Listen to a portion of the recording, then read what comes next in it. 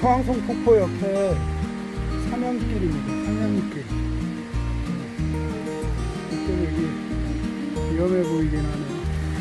여기는 토항성 가장 밑에 안부입니다. 네, 토항성을 이렇게 가까이서 보니까 너무 웅장하고 멋있습니다. 정말 비경입니다. 비경. 비경이라는 말이 왜 붙는지 이유를 알 것 같습니다. 다시 한번 이렇게 불러봅니다.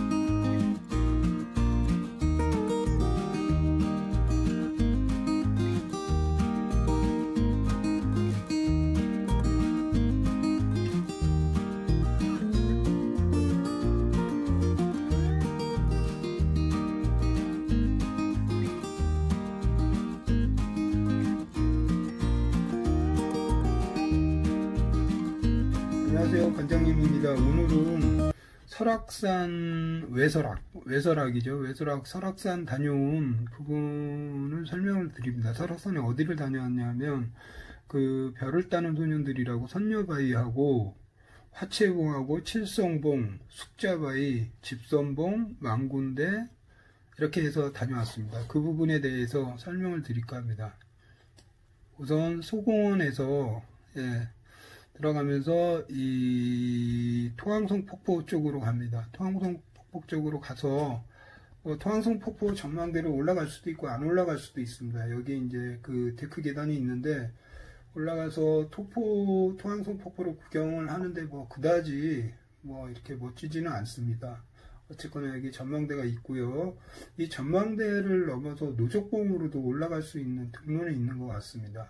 저는 안 가봤지만 다시 되돌아와서 이 토항성 폭포 길을 따라 왼쪽 부분 좌골로 해서 올라갑니다.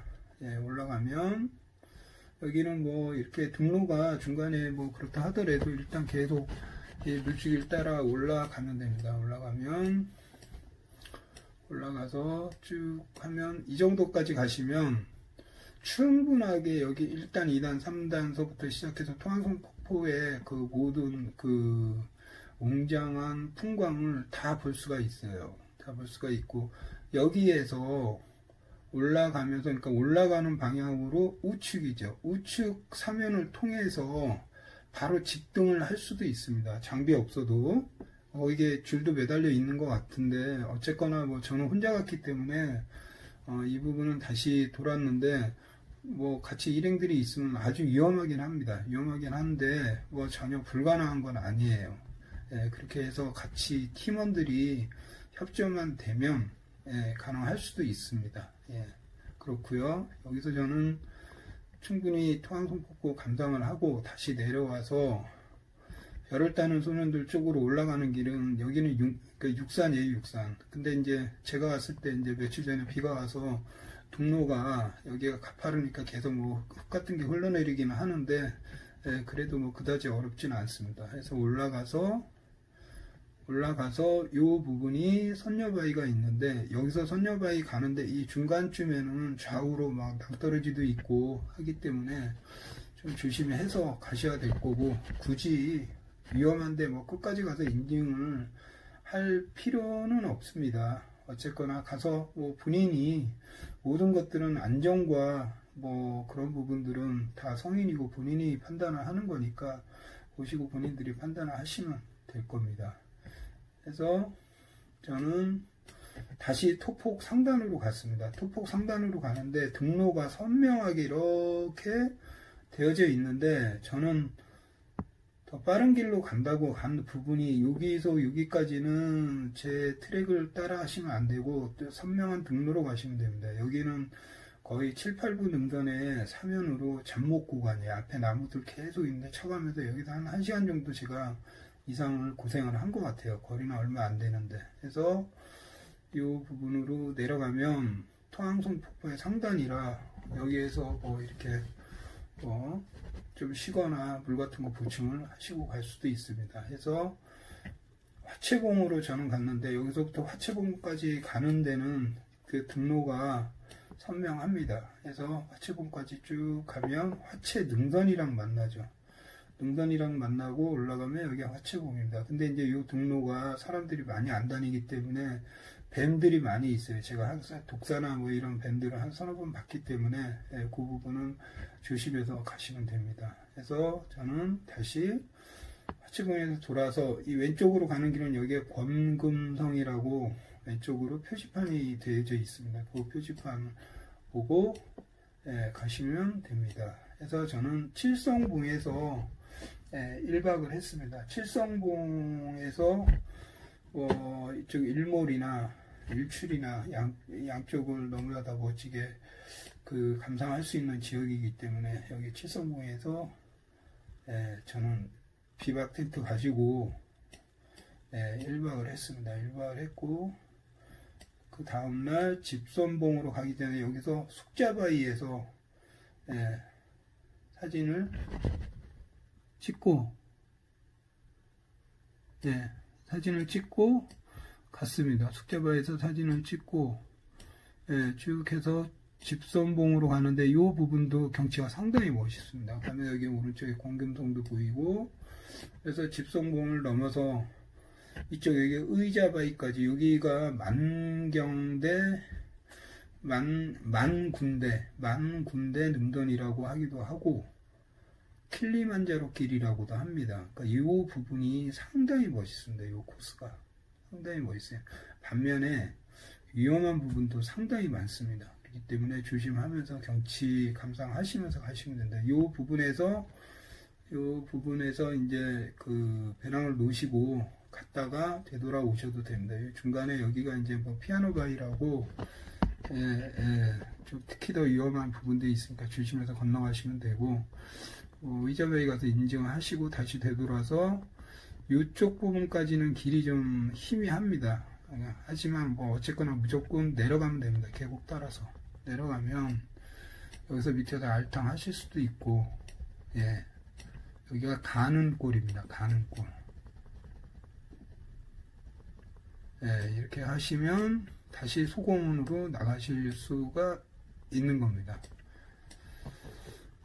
제가 이 부분을 말씀을 드리는 부분은 뭐냐면, 사실 이 코스에 대한 정보가 많지가 않아요. 많지가 않고, 하지만 사람들이 뭐 가지 말라 그래서 또 안 가는 것도 아니고 계속 사람들은 가고, 정보 없이 가다 보면, 저도 사실 어떻게 보면 정보 없이 간 축에 속하는데, 많이 뭐 인터넷에도 조사를 하고 갔지만 인터넷에서 조사랑 실질적으로 간 거랑 많이 다르거든요. 그래서 그럼 구체적인 정보가 없기 때문에 제가 정보 제공을 하는 거고, 제가 꼭 여기 이 코스를 가라고 주장하는 거는 아닙니다. 그러니까 이 코스를 될 수 있으면 위험하기 때문에 가지 마시기를 권유를 드리는 거고, 그래도 혹 가신다면 이런 부분들에 대해서